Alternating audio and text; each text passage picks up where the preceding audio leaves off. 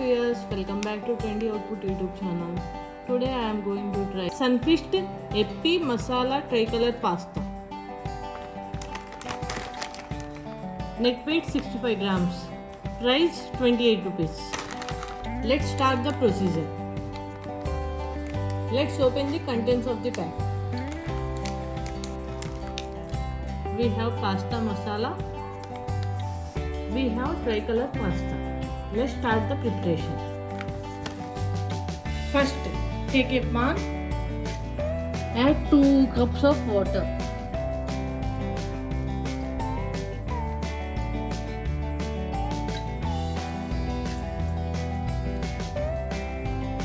Now add the pasta and masala.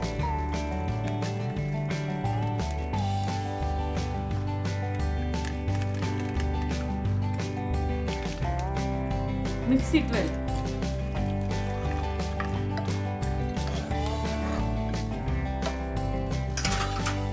Now switch on the flame. Cook it for 5 minutes in medium flame. Mix it well. Tricolor masala pasta is ready.